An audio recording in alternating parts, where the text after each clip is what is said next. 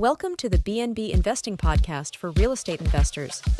Fix and flippers and realtors exploring investment options with Airbnbs and short-term rentals through acquisition, leasing, or management to generate consistent monthly revenue. Join us for a chat with experienced and successful short-term rental investors to hear their story of how they got started and created wealth by building scalable businesses. We also explore various service providers and lenders that help make our businesses more efficient and maximize revenue in this awesome sharing economy. Welcome your host, Rich Munroe.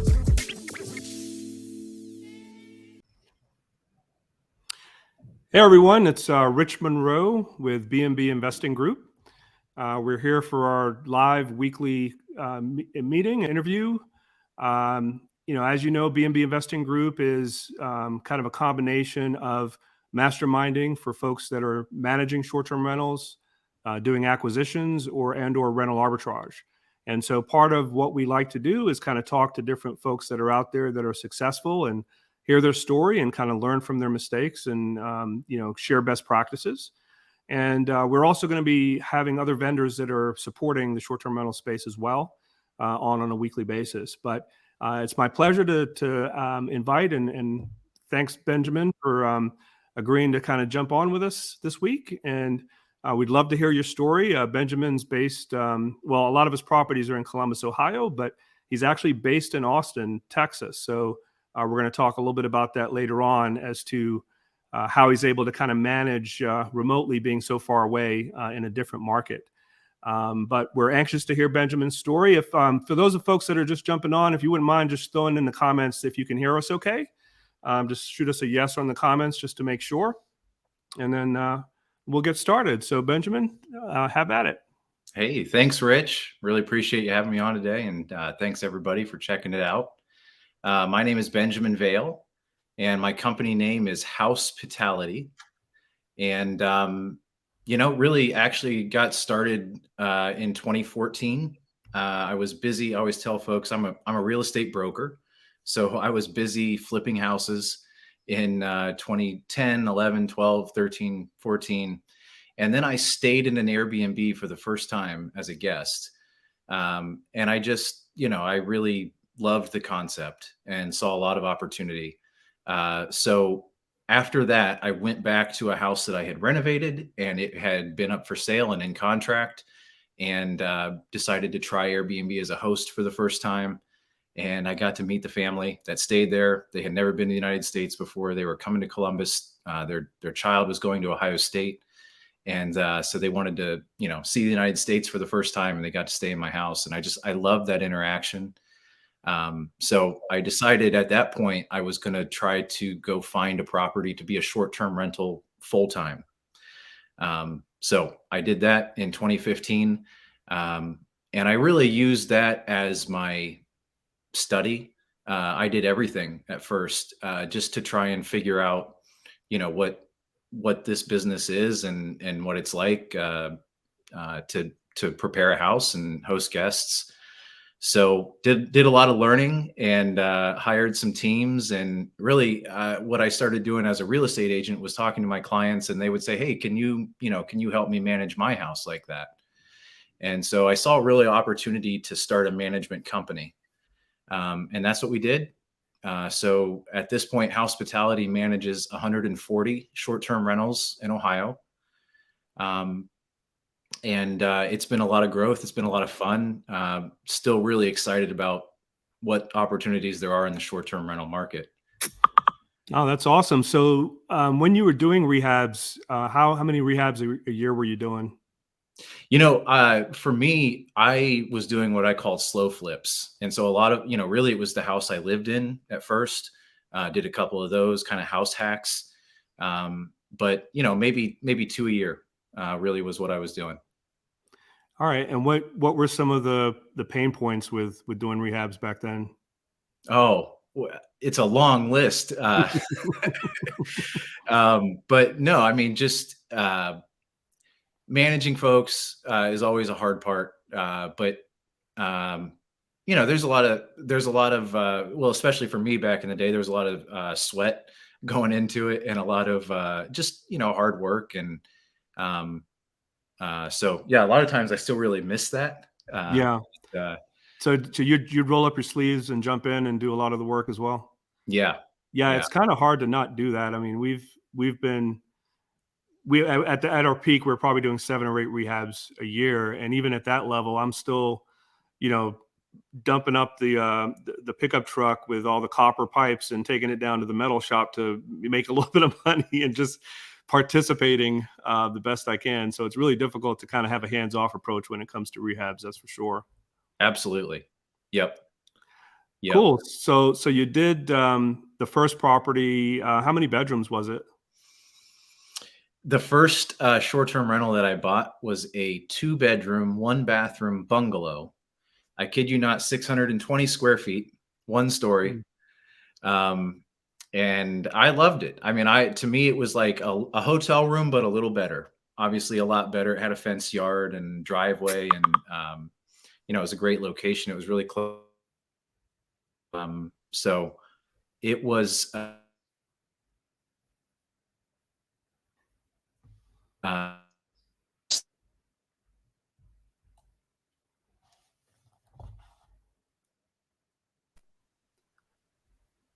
Going a little spotty here. I don't know if it's on my end or we've Hey, got a bit of a storm, but you froze up for just a second there.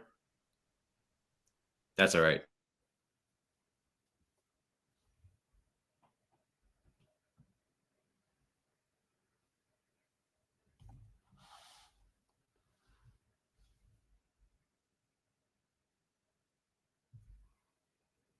So here, let me do this. Let's see, Benjamin, can you hear me? All right, can everybody hear us and see us, or is it my screen that's freezing up here? We've got a little bit of a storm. There you are. Hey, sorry about that. That's all right. So yeah, I'm sorry. I didn't know if it's my side that's freezing up or yours. I'm not really sure, but I think we can see you and hear you now. So All right. you want to Yeah. repeat that last part? Sorry, it was a 2-bedroom, 1-bath bungalow that I bought back in 2015. So Okay. Yeah, and so 2015 really Airbnb was really technically, still kind of an infant as far as the market goes. There were not a lot of investors doing it at all. It's really a lot of still kind of mom and pops that were participating mostly at that point. So once you started with that first one, you know, tell us a little bit about how it kind of evolved into working with other investors. I know we here in Atlanta, when we were doing this similar, I think we got started a little after you, probably 2017, and the market was softening. And so we had a lot of, rehabbers doing great rehabs and, awesome properties, but they would just sit on the market. They weren't selling. And so one by one, we kind of converted those into short-term rentals and got them generating revenue. And in a lot of cases, we kind of ran them parallel to getting them listed on MLS. They're still trying to sell them, kind of coordinating in between guests, the showings and the viewings. And it kind of worked well as a potential exit strategy for investors, and really became a popular option for folks. And it was really a big part of our growth as well in the beginning. So it'd be similar to see, I guess in the Ohio market, or if it was similar to that, or if there were some other things happening.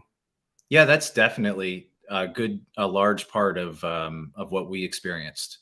And really, there was a shift in that time period of people that were trying to move downtown, and it just seemed like there were some areas that people are moving back into. And a lot of times what would happen is we'd have a client, they'd renovate a property.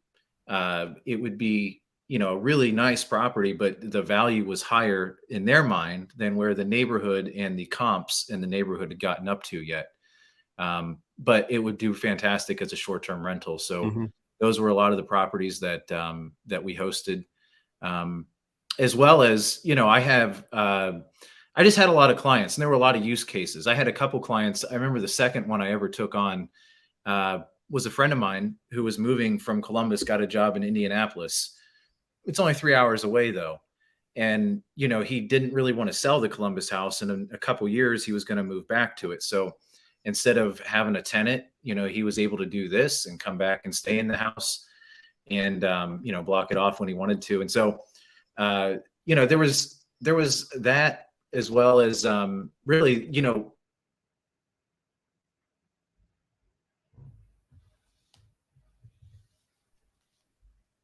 oh, did I lose you, Rich? Yeah, it looks like I got you back. Yeah, I don't know if it's like I said, I hope it's not.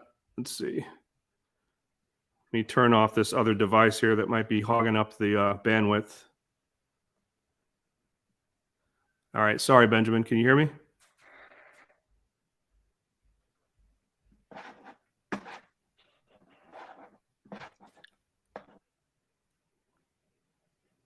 Can you hear me?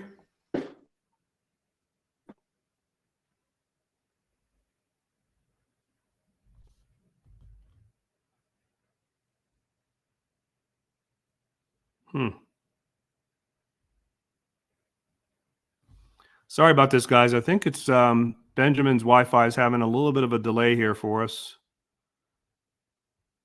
Looks like it's reconnecting. We'll give it another minute here.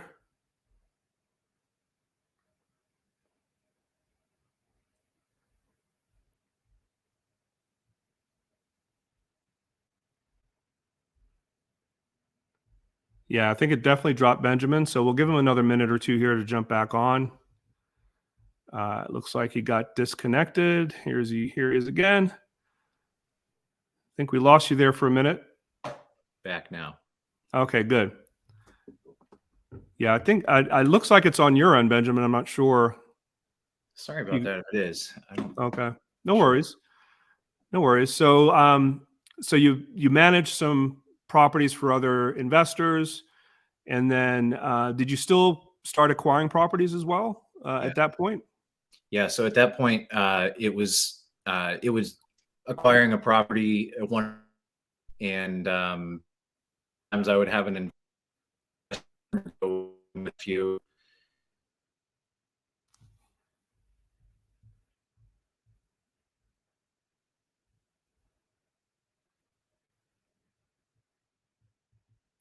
Looks like we're losing you again, Benjamin. There you go. Okay, you're back. Sorry.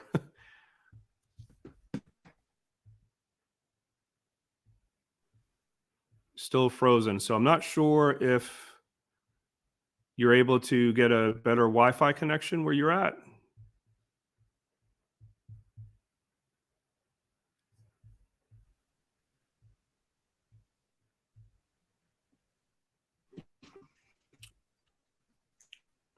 Benjamin?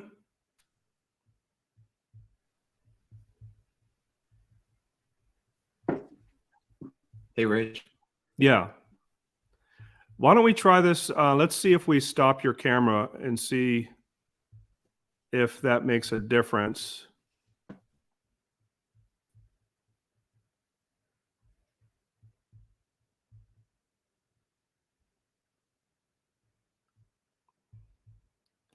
I don't know if you're able to stop your camera, Benjamin, and see if if we can at least hear the audio.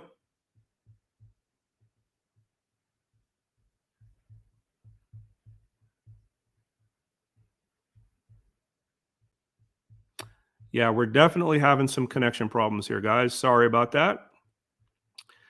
Bear with us another minute here, and if it keeps doing this, we are going to definitely try to reschedule and finish what we are discussing here. In the meantime, we'll let Benjamin, let's see, he's trying to come back in now. Hey there. Hey, that's a little bit better. What I was suggesting, maybe it looks like it's good now, but if it starts freezing up again, maybe if you could just stop your camera, we can at least hear you. Yeah. But I think let's try it now. I think it's looks like a little bit better connection. Okay, great. Yeah. So sorry, you were talking about acquisitions. So you were still doing acquisitions as well? Yep, we're doing acquisitions back then as well, trying to ramp that up. And yeah, like I said, I took on some partners on some of those acquisitions. At that point, we were doing one property at a time and kind of getting partners per property. And yeah, so now we are we raise investors' funds into a fund and buy a portfolio of properties, and that's what we did last year. Very cool. And so that was like a PPM format? That's right. Yep. So that was Okay. And did you leverage that with debt as well, or is it kind of all covered in the fund? Yeah. So our goal and our kind of strategy was to go out and buy with cash and to try and get the best deals that we can and find the best properties that we did. So we did that. We were intending to refinance more of those than we have at this point, just because of interest rates. But we are going to continue eventually to refi all of those, buy some more, and to continue that cycle. Okay. And what's your kind of your target acquisitions strategy? Yeah, really. So in Columbus, I have about 110 short-term rentals, and we use that data to kind of find, where there's pockets of demand that don't have supply meeting that demand. And so, for instance, over the last year, one thing in Columbus that's been evident is 4 bedrooms and up, 2 bathrooms and up, and not necessarily in downtown, but close to downtown, maybe 15, 20-minute drive. Those properties have done really well, and there just weren't enough of them. So several of those have what we were invested in before. Something that's happening in Columbus right now is Intel is building a giant semiconductor plant, and it's about a half an hour outside of Columbus. And so obviously every real estate investor is pretty excited about that area. And, there's a lot of buying and building happening out there. But what we see is an opportunity to maybe pick up some properties now, use them as furnished rentals for the people who are working on the plant and building the plant. And then eventually, once that plant opens, they'll have long-term employees who are needing to buy a house. And so it kind of seems to have a good entry and exit plan. And that's where we're focusing a lot of our attention now. Very cool. Very cool. What's the regulatory environment like in Columbus? Yeah. So in the city of Columbus, we have passed short-term rental regulations and rules that are actually pretty fair, we believe. So you have to pay a fee every year. You have to abide by the safety regulations, and you have to pay a tax. There's a 5.1% tax to the city, and I was actually a big part of that in 2018. It was when the city was first deciding what to do, and I actually formed a group of Airbnb hosts, and we went to the town hall meetings and we spoke up, and we believe that it actually was one of the better of all the cities in the United States that were trying to grapple with what to do with this.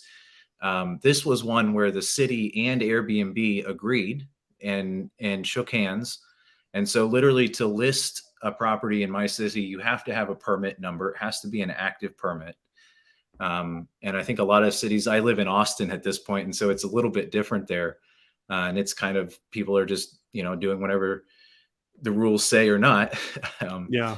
But no, Columbus is a really good framework for how someone can run a short-term rental, just one house or a business as well. So there's no like primary residency requirement or no restrictions for the total number that you can do. That's right. Yeah. And do they have kind of the 3 strikes, you're on suspension within a 12-month period? Yep. Yeah. So yeah, all that's very reasonable. You want to weed out any bad apples at the same time and make sure everybody's operating up to snuff. So that's good, because like Austin is very different. Atlanta is very different. We're still kind of deciding or determining what the final outcome is going to be, but that's one of the kind of the key factors, obviously, when you're deciding what market to go into, is to understand what the regulatory environment looks like. So the fact that it's already defined, I think, gave you the confidence really to kind of go deep and really start investing in that area, because it's, for the most part, it's already in place. You already know what the rules are. They're fairly reasonable, and you can get kind of aggressive with growth. So that's awesome. Yeah. Thank you. Absolutely. I will say that that's how the city of Columbus is. And then the rest of the municipalities and cities around it and the rural areas are just kind of up in the air. And so it doesn't feel like it's over with. But for sure, it's something that we're working with on. And then what the rules in Austin, remind me what those are again? Yeah. So from my understanding here in Austin, it's you can have there's different types of permits. And so there's type 1, type 2, type 3. In some zones, you can have many of those permits. In other zones, like residential zoning, it's hard to get a permit. What is required is you can have a permit on your one property if it is your primary residence. And if it isn't, you can't. And so there's really no other way that an investor not living in a property should be able to host that as a short-term rental. Yeah, we know that there's large buildings in downtown Austin that are pretty much being sold as short-term rentals to other folks that can have it managed while they're not there. So there must be, I guess that's like a tier 3 where it's more of like a hotel license format. That's right. I think that they've acquired a hotel license and, have enough, commercial sprinkler system in the building, all of those codes for hotels. It seems like they've built that building or those buildings to meet that. Cool. All right. So tell us a little bit about how you ended up in Austin. So that's awesome. You've got 130 plus properties in Columbus, Ohio, but you technically don't live in Columbus, Ohio. So how did that come to be, and how do you make that work? Well, I'm a Buckeye through and through. And so I still bleed scarlet and gray, and I always will. But I grew up in that area, and what happened is I got married, and I promised my wife when I got married that my career will not always dictate where we live. And so, we went down the road for a long time in Columbus and realized that I needed to make good on that. So she got a job opportunity in Austin, and I realized this was an opportunity for me to professionalize and kind of standardize my business. So I took the opportunity, got busy, hired a manager, and really got to work on building out how I'm going to run that business, not being able to just drive down the road and fix the problems. And so that has been about 4 years ago at this point, 3.5 years ago. And it's gone really well. When I moved out of Columbus, we were managing 33 short-term rentals, and today we're doing 140. And so I always tell folks, like, I would have never been able to grow had I not forcibly removed myself from it. And like I said, what that allowed us to kind of do is have a system for everything, have a process that doesn't have gaps in it. And also to hire a team of people who are really good at doing what they do, and to build that team effectively. So not that there aren't issues that I wish I couldn't just drive down the road and fix. They happen all the time. Yeah. But the other thing that I believe is, because I knew that to be able to grow, I'm going to have to do this in other places, and I can't be in multiple places at once. So you have to figure out how to do it remotely in some sense. And there's a lot of value to that. So I'm excited to have that ability now, personally as an investor, but also as a company owner to be able to operate in different areas. Very cool. Very cool. So for those of you that are watching, if you have any questions for Benjamin, feel free to throw that out in the comments. And towards the end here, we'll get to a couple of questions if we have some. So on that point, how many folks do you have on your team? So right now we have 12. And some live in Columbus. Most of them are on the ground in Columbus, and some are also remote. And is that mostly, operational, or is it a combination for cleaning team and maintenance as well? Yeah, so it's a combination. And really, something that's kind of unique about us. We didn't really do our own cleaning in house until about a year or so ago. So right now our cleaning crew has 2 cleaners, and we still use a lot of cleaning contractors.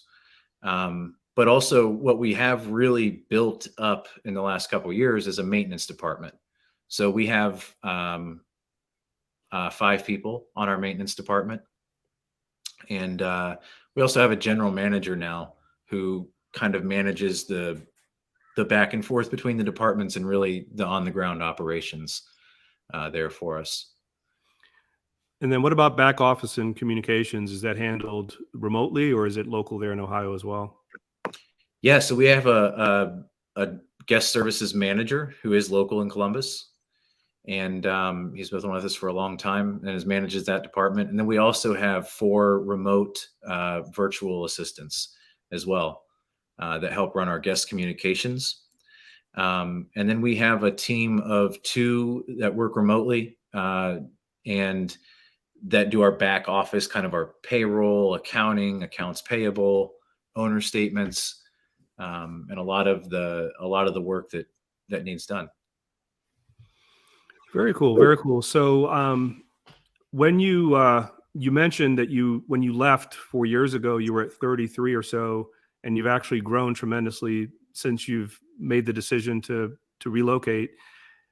As you grew, did you have to physically go back and help oversee setting up those units, or was your team kind of the ones running with the ball on those setups? Well, I've definitely been back a few times. Okay. And I still do pretty regularly. I quite enjoy it. But I will say that, yeah, I mean, when I first started and especially when I first left, it was there, it didn't always go perfectly. There were definitely balls that got dropped, and, so it's just, you find the right people. Sometimes it's the wrong person that you're working with. You find the right properties, you find the right clients. And, yeah, there definitely had been a few times that I had to go back. So from this point forward, do you regularly go back on a regular basis, or is it kind of on autopilot and you just kind of go back just because? A little bit of both. So I definitely have a regular basis. I will say things happened like COVID. There was a period of time where I didn't go back, I think for 8 months. So, it worked, but I wished I could have, and I wished I would have, because when I go back, I make a lot of things happen. And so anyway, at this point, I do regularly go back about once a month. I try to meet, with some clients and, try to, meet with the team and make sure that everybody's got the support they need. What is your current mix of owned versus managed? So I'm a part owner in about 30 of those units of the 140 that we manage. And then the rest are managed for other clients? Yeah, that's right. So, yeah, all the rest of them are owned by other clients. And we do some lease arbitrage with a few of those units, just a handful. But all of the majority of our business is managed properties for other clients. Okay. So what's your target going forward? Are you going to continue? I mean, have you strategically decided in the beginning that you were only wanting to focus on so many for acquisitions versus not? Or did you just kind of take the business as it came? How was that strategically? Yeah. In the beginning, I just kind of took what came, and figured, like I said, it took a little while to figure out, what we do best. And so, now I feel like we've kind of focused in on that. There's kind of a couple different types of houses and properties that we do really well with. So we're focused on those. It is my goal to actually expand even beyond Ohio, but especially more places in Ohio. And so, we are excited to take on some properties that are, a couple hours away, maybe some in Cleveland and some in different areas. And so that's another goal we have. Okay. And so you're not really tempted to do anything down closer to where you live in Austin? Oh, I am. Yeah, I'm tempted to a lot. And so that's definitely, open and on the table. I think it would take we were kind of chatting about this before, I think, but it would take a lot for me to really want to start taking on units in an area that I don't have any other access to employees or whatnot. Like it can be done, but I would only do that if I tell my clients this, I only do that if I'm intending to eventually maybe manage 10 or 20 units in that area. And so for me to do that, it would take, a significant investment. And, but I'm excited to do that. So we're definitely going to do it. We've been in a few other cities other than Columbus before. And, but just choosing the right location that we want to, really invest in for years down the road is kind of what, holds us back. Well, it's almost like if it ain't broke, don't try to fix it, right? You seem to be, popping it pretty good in Columbus. So, it seems like there's more growth potential there in the meantime. For sure. Yeah. And really, I think forward looking, it also is going to come down to what opportunities come our way. There's over the last several years, we've fielded a lot of interesting leads. But there's a client contacted us a few months ago, and there's like a 100-unit HOA of vacation rental properties in Southern Ohio, and they need an HOA manager. And I said, okay, well, we would consider something like that. And there's just, there's people that talk about hotel management. So I like to leave it open, and then if there's a good opportunity that comes along. And another thing that we've heard a lot of from our investors for the fund is that, like for instance, where Intel is building, they want to go and own property over there. And so sometimes if there's a specific opportunity somewhere and some of our investors want to, own some properties that are short-term rentals there, we'll look at those areas too. So speaking of investors and clients, have you found yourself becoming more picky now in terms of which clients you take on versus not, or are you still just kind of taking them as they come? Definitely being selective. There's been a lot of clients that have caused a lot of headaches over the years, and so many that I love. And really, so anyway, I mean, we really are trying to find the right people that have the same goals that we have, that is long-term, that is, that want to present a nice product and want to have something that people are really happy to spend time at. And so when we find an owner like that, we really, get behind and align with them. And those are the clients that we want to invest in. We've had some clients that aren't willing to invest in the property or aren't willing to do what's needed to make it a good experience. And so we have had to move on from a few.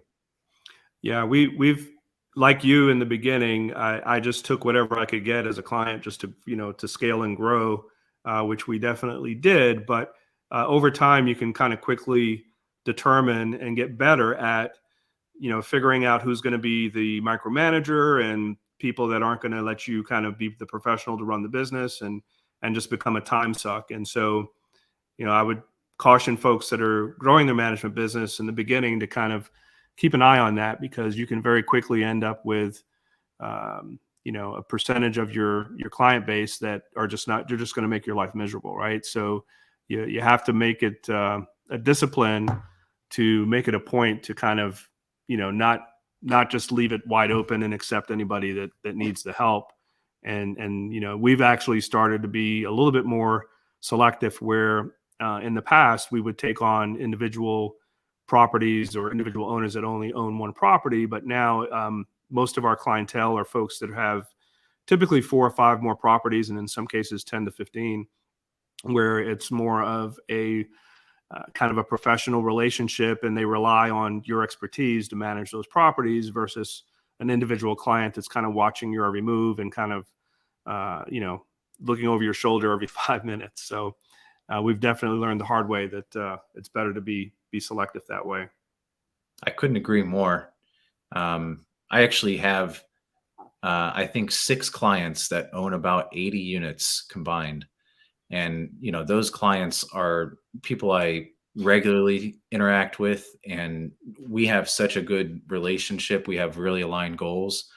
And it's just harder when if when one client has one property compared to the other ones, to really align on goals and to make everybody happy.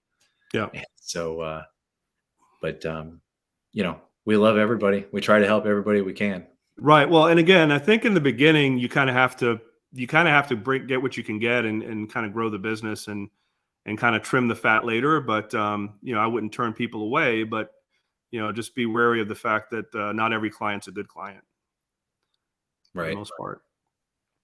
So what are your plans for the future? You talked a little bit about looking at other areas in Ohio. Do you have kind of an end game, or like, your 5-year plan where you're trying to get to a certain number of units, or are you just kind of taking it as it comes? Well, I guess it's not a number of units that I'm trying to work towards. What I'm trying to work towards is a portfolio of properties that people love to stay at, that are kind of aligned on, what the product is and what it's like. It'll fit our brand.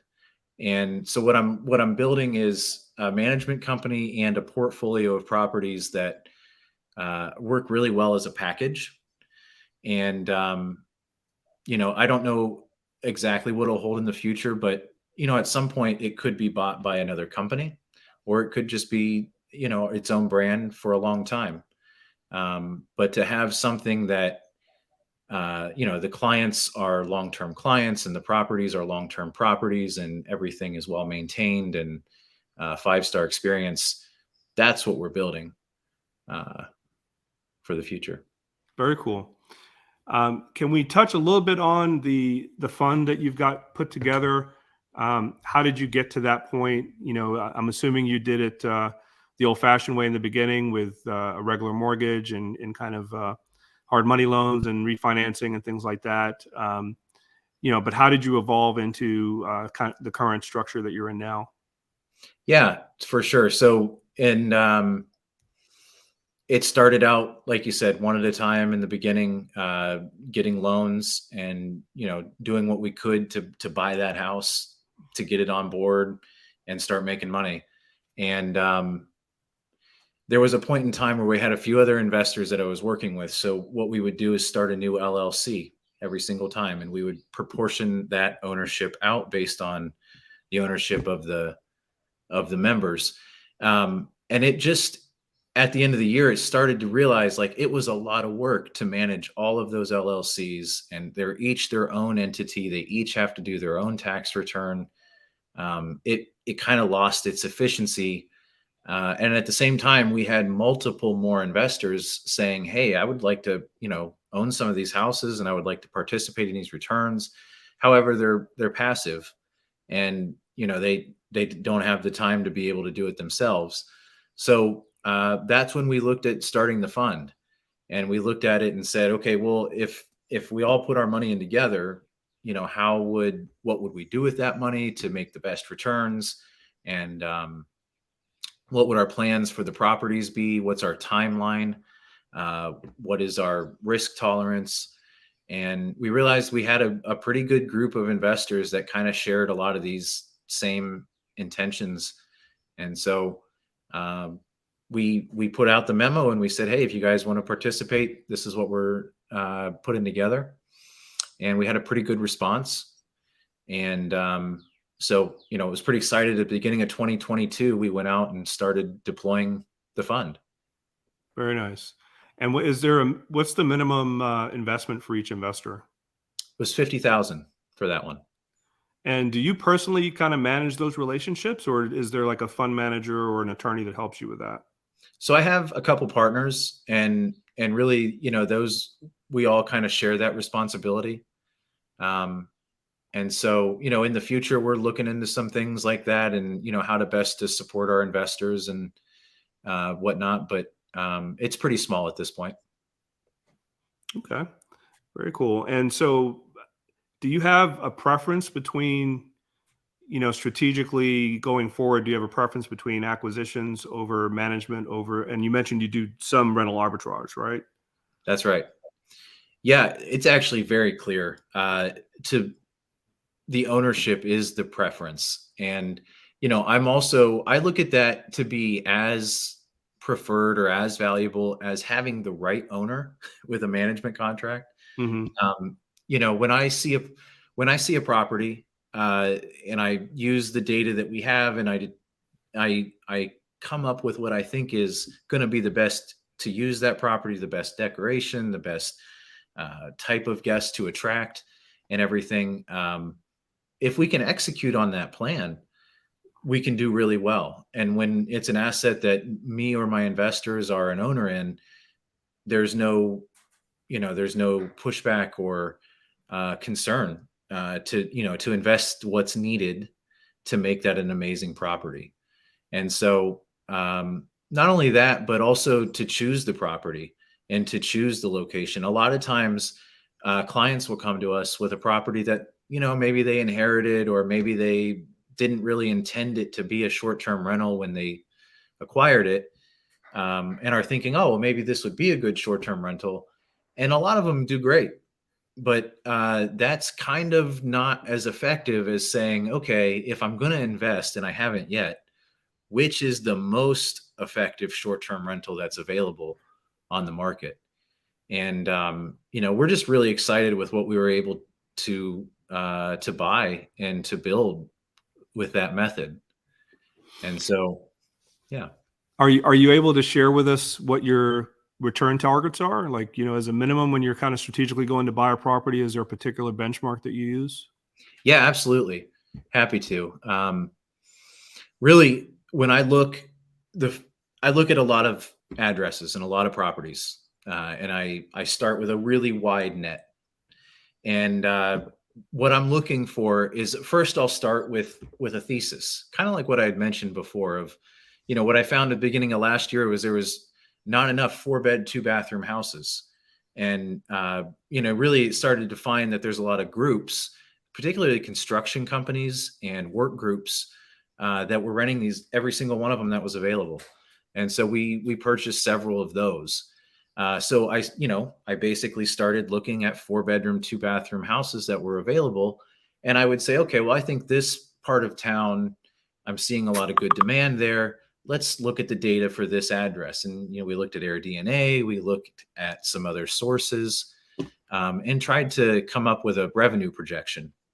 And really what I used as my first filtering factor was I was looking for gross revenue. That's 20% of the purchase price.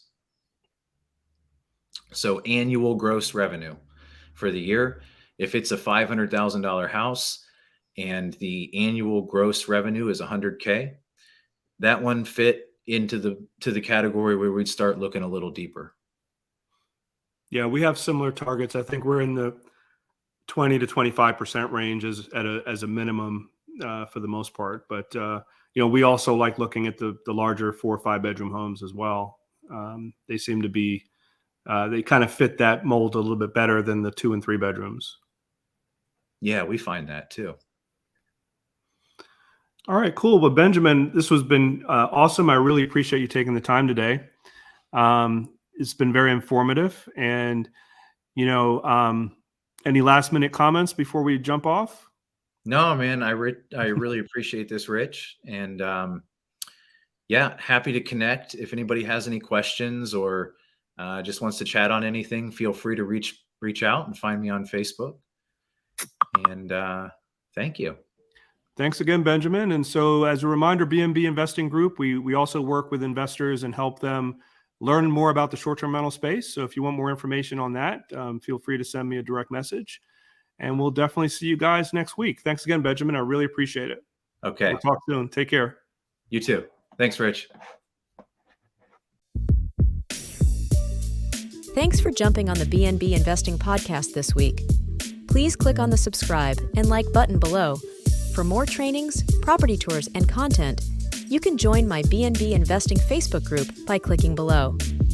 If you are ready to grow your short-term rental portfolio and maximize your monthly income, you can click on the link below to schedule a quick strategy call with Rich or someone from his team to see how we can help or point you in the right direction.